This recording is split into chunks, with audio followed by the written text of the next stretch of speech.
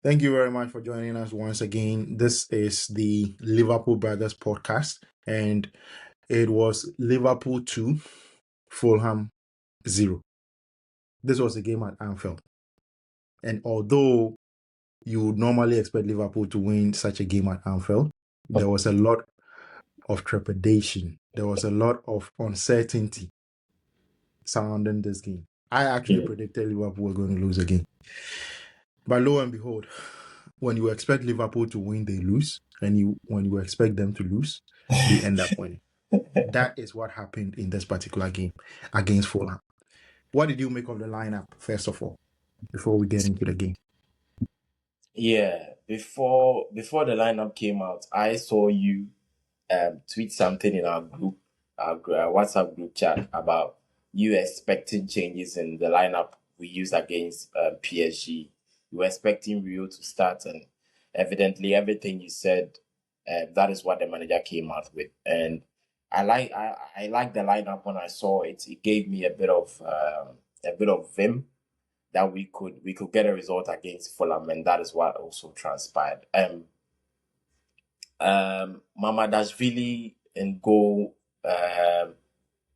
Robertson at right back really worked well with Rio Goboha in that lineup. I like that sort of experience with youth. If it is Kekes and Rio, it is a bit inexperienced on that side of the flank. So I like Robertson pairing with Rio Gomoha on that left hand side. Yeah. Now, when you look at the lineup, I think people were also raising questions about Gakpo. So I think that was the main issue, the fact that Gakpo was playing in the number 9. But for me, what I thought was Ekitike needs a rest. He needs to be given the time off, because we've seen lately that when he plays consecutive games within 3 days, it tends to affect his performance. And although he didn't really play well against PSG in France, we need him in the return leg at Anfield. We need him to be at his utmost. So for me, I did like it. I thought that even if Gakpo doesn't play well, the fact that we have Ngumoha, we have Salah, we can get the goals from them. And that is what happened in the game. First half, how did you see the first half? I think the first half, we didn't start quite well, but later on we grew into the game. And the goal actually settled things down for us. What do you think was the difference in this particular game compared to our previous games where we've literally thrown away the first half? The difference is quite simple. The difference is Rio Gomoha in that first half. The difference is quite simple for me, because looking at the first half before the goal, I wasn't seeing how we were going to get the goal. We were getting bits of possession. I think there were spells within that first half where Fulham looked really dangerous. They looked like scoring, and it looked like we would go to the halftime break at 0-0. But a bit of individual brilliance, which I've heard Anastro speak about that previously, about sometimes the team needing that sort of individual brilliance from one of our attackers to break the deadlock. And that is what happened, because that particular goal was not a chance. I think it was a bit of a transition that we got. Florian Wirtz slipped the ball through on the left-hand side to Rio Gomoha. You know, that kind of shimmy that he does. And then that is how we got the first goal. So, I mean, I think Rio Gomoha was the main difference in us scoring that first goal. I didn't really see much of maybe a tactical master game plan or anything like that. For me, it was individual brilliance. Yeah, I actually do agree. When you look at the attacking display that we put up yesterday, it wasn't really the best. Just that we were able to get the first goal, like you said, and then we went on to get the second goal as well. What did you make of the fact that he started Jones in that midfield role, in the deep line midfield role, instead of Gravenberch? How do you think that impacted our ability to play the ball from the back? Because I think there was a slight change in that. For me, I saw Jones was doing a very good job trying to help us progress the ball from the back. Yeah, Jones did well in that aspect, and Curtis Jones is a player that really frustrates a lot of Liverpool fans and myself, rightly so. I mean, I think ability wise, he's got it. It's just about consistency, doing it week in, week out for Liverpool. It's just about consistency. It's just about consistency. I watched Curtis Jones against Inter Milan at the San Siro. That was one of his better performances. He was so good in that game. His forward play, the way he controlled the game. This was a game that had Nico Barellas and Yolo and the likes in that midfield, but he absolutely bossed it. The following week, he turned up again, but then subsequently after that, he started to go off a little bit again. Then he dropped to the bench again. And so for Curtis Jones, given this sort of performance, it's not something we've not seen before. We've seen him do it before. And I think Gravenberg also needed that rest. So quite rightly, Curtis Jones really did well. He justified his inclusion in the starting lineup, I thought. Yeah, that is true. I think it was quite unfortunate to have him come off in that first half due to an injury. That is quite disappointing because we would need him in that midweek game against PSG. Yeah. So Salah also got a goal yesterday. It is always nice to see Salah score a goal. From now to the end of the season, every goal he scores is going to be a big celebration because we are going to miss him. He's leaving the club, and I think the rest of the season is very, very big for him. I'm sure he would want to make a statement before he leaves. So, what did you make of Salah's performance yesterday, especially in that first half? And I also do think in the second half, he had a few opportunities to try and either give an assist or score a goal, but it couldn't materialize. Yeah, I think Salah was probably the one that got the major opportunity to break the deadlock, if I remember rightly. And but the goalkeeper made a very good save um, down his right hand side, made a very good save to keep Salah from scoring that first goal. And then you look at the finish for that second goal that we scored, typical Salah goal. It comes in, and the way the ball drops, it is the ball. The way the ball drops, it just tells you it doesn't need a touch. Let's just whip it around the post, and that is what he did. And it went inside the post for that second goal. His overall performance got a few chances. I liked his energy. I like his runs. Not too much of the Salah we know from last season, but it was an improved performance on what we've seen before. So I don't know if that means he starts against PSG after being on the bench for the whole game at the game at the Parc des Princes. I think he starts against PSG. He probably needs that sort of confidence going into that game because if we are to get a result in that game, we need him to be at his very best. So I like his energy levels, and he got that goal. And I mean, you said it as well. From now to the end of the season, whenever Salah scores, we have to um, be in a good mood to give him all the credit that Yeah, he it's going to deserves be a for big the career he's celebration. had at Liverpool.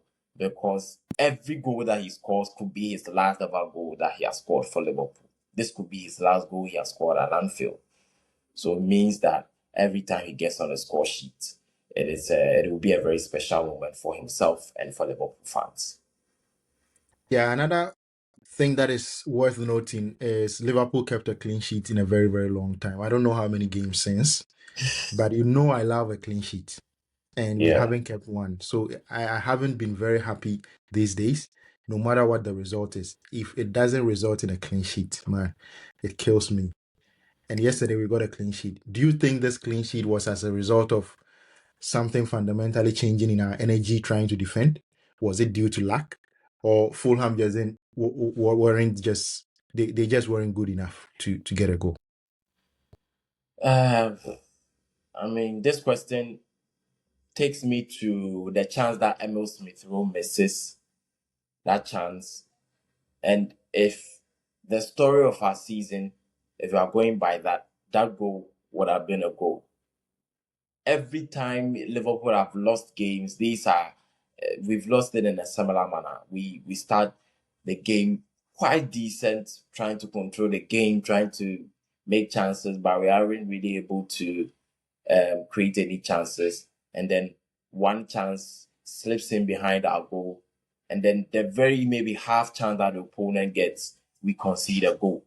So that chance going off target, maybe was a sign that maybe today was our day, and maybe today we didn't have that bad luck. So um, probably a bit harsh to say that the clean sheet wasn't necessarily to do with how brilliant Liverpool were off the ball, although it was a slight improvement on PSG. But Fulham are a whole new different beast to that PSG side, so you can't really compare. But I think Fulham, I didn't think they were really at their best, especially Rodrigo Muniz.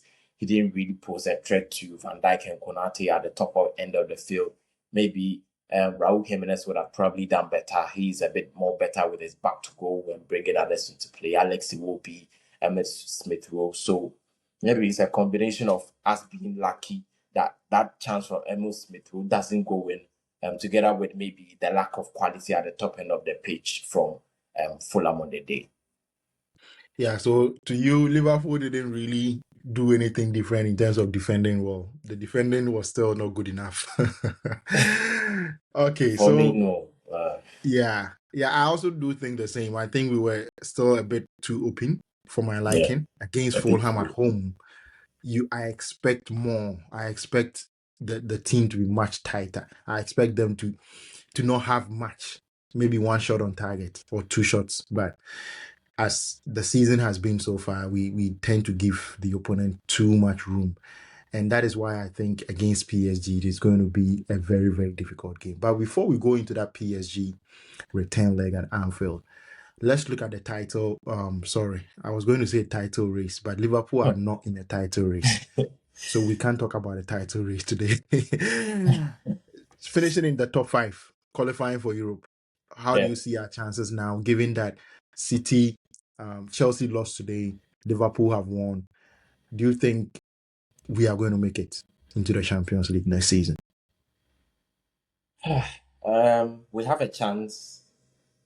Mathematically, we have a better chance than Chelsea, especially with the advantage of us to the top 5 from England qualifying straight to the Champions League. If it was the top 4, it would have been a bit difficult, because Aston Villa are still, I think, 2 points or 3 points ahead of us in fourth place. But it looks like we have a bit of a cushion now with Chelsea losing to Manchester City. So the top 5 race is in our hands. We have to make sure we qualify at all costs. And I think probably the fixture list is what will determine if we have a chance, because we still have to go to the Goodison, sorry, not the Goodison Park anymore, the Hill Dickinson Stadium, which will be a very difficult game because Everton will know that we need a win. And these sides, this is a side that really up their level. It's not just about how good or bad Everton's form is when they meet Liverpool. They usually raise their standard, raise their game because the occasion demands that. Their fans would demand that, especially playing at their home venue. And this will be the first time Liverpool go to the Hill Dickinson Stadium. So they will want to make sure we don't get a win in our first visit to that stadium. So that will be a difficult fixture. So the fixtures will determine, and we have Crystal Palace to play at home. We will play Man U away, which is a very difficult one. We also have Chelsea, we have Villa, we have Brentford. So our fixtures are very difficult fixtures. But looking at table right now, we need to make sure we get in the top 5. We have everything in our favor in terms of the point gap. But although the fixtures are difficult, we still, I think we should have enough to make it into the top 5 of the Champions League. Yeah, I do think the rest of our games are very, very difficult. In fact, I said earlier on that Liverpool have no difficult or easy game. We just have games. And if you think a game is difficult, Liverpool are going to win it. If you think it is easy, they are going to contrive to lose it. So I'm not even going to try and look at the fixtures anymore. I'll just wait till the games arrive and then just watch what happens, which Liverpool turns up, basically. Yeah. Okay, so now let's go into the return leg against PSG. We lost 2-0 at the Parc des Princes. We were totally dominated in that game. For me, it was a humiliation of a game. No Liverpool team should be dominated like that by any team in the world. I just don't care who the team is. But that was what happened in that game. Coming back at Anfield, we need to score a goal and we need to prevent them from scoring a goal. Do you think that this Liverpool team, this Arne Slot team would be able to prevent PSG from scoring and even get 2 goals? For me, it is about getting 2 goals, not even 3. 2 goals. But I do think that even if we get 2 goals and it goes to penalties, we are going to lose it because Arne Slot's team is not good at playing penalties. He doesn't prepare his team because he thinks penalties is a game of luck. So you don't need to prepare, or the preparation wouldn't make much difference. You just need to go in there, and if you are lucky, your keeper is going to save some of the penalties from the opponent, and you Yeah. are going to be able to score. From the way he speaks, that is my feeling. And I totally disagree with him. You need to prepare for everything in the game. But do you think Liverpool are capable of getting 2 goals in that game? I don't think so. I I for one find it very difficult to analyze this game because I don't see how. I'm not seeing how we are doing this. I don't even think we win the game, not even to qualify. I don't see how we are winning this game. Our best could probably be a draw because I think PSG might come to Anfield and win again by a few goals, maybe another 2, or maybe we get a goal, maybe a 3-1 or a 2-1 scoreline by PSG. I don't see how we do it. I don't see how we do it, honestly, because I don't see how we will be able to prevent this PSG side from scoring. And I'm listening to Arne Slot's interview after the PSG game, and he's talking about Nuno Mendes and Hakimi, and he says something like, those fullback, they don't just run, they sprint. And it's like the way he's talking about them, it looks as if he's saying that PSG side is unbeatable. They are the best side. They are the best thing that has ever happened to football since sliced bread. It looks like he's giving them so much airtime in terms of how good they are. But it's the side that I saw Chelsea match them for 60 minutes at the Parc des Princes. And if it wasn't for Chelsea's naivety, Chelsea might probably have gotten something out of the game. I saw how Chelsea took the game to this Paris Saint-Germain side. So they're a beatable side. But this manager clearly is telling all of us that we probably don't stand a chance, and we were lucky to have been beaten by 2 goals to 0. A game that we were outplayed, outclassed, outmuscled. We played out of the park. This manager tells us that we are lucky to have lost 2-0 to this PSG side. So if a manager says this and he has a return leg, then I mean, clearly, Yeah, I think he the has fact thrown that the he said game we were away. lucky was he was kind of admitting that we weren't good enough and we didn't deserve the 2-0. So he was kind of also reiterating what we have been saying, that that performance wasn't good enough. We should have actually gotten more from that game. So I just want to look at, you mentioned Salah possibly starting in this game Yeah. on Tuesday. Do you think he's going to start? If he's going to start, what is going to be the formation? Is it going to be the 4-4-2 that we played against Galatasaray in that return leg at Anfield? Or we are still going to stick to the 4-3-3 formation that we've been playing with?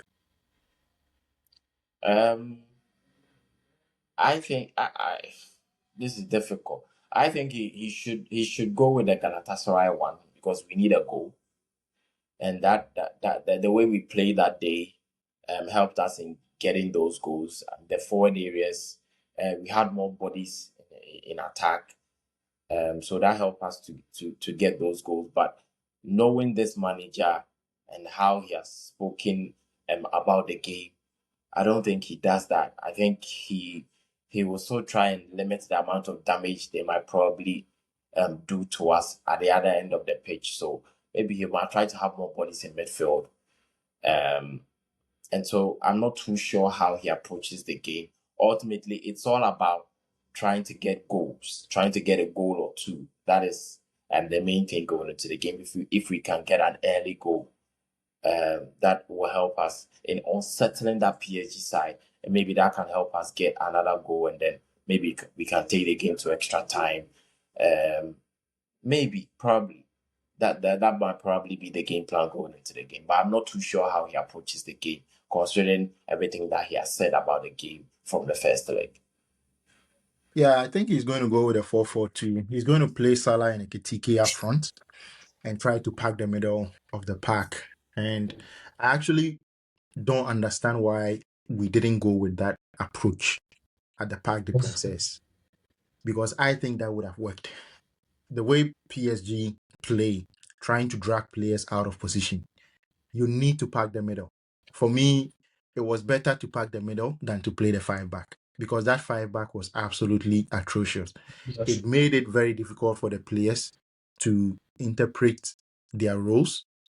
They also didn't have enough time to rehearse it in the training ground. So that made it very difficult for them. Usually, when you want to try a new formation, you need to keep it simple. This wasn't a simple thing for the players to do. And I think that is why we struggled.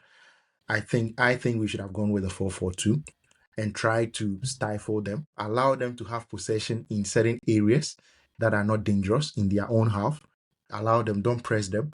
But once they approach the center circle, that is where you hand them down like dogs. And I think that would have worked to perfection. But coming to Anfield, that way of playing is really going to connect with the fans if we allow them to have possession in non-dangerous areas in their own final third. Don't press the goalkeeper, don't press the center backs. Focus on the midfield and the attackers. If we're able to do that and really play with energy, the fans are going to be behind the team. And maybe that would be able to help the team.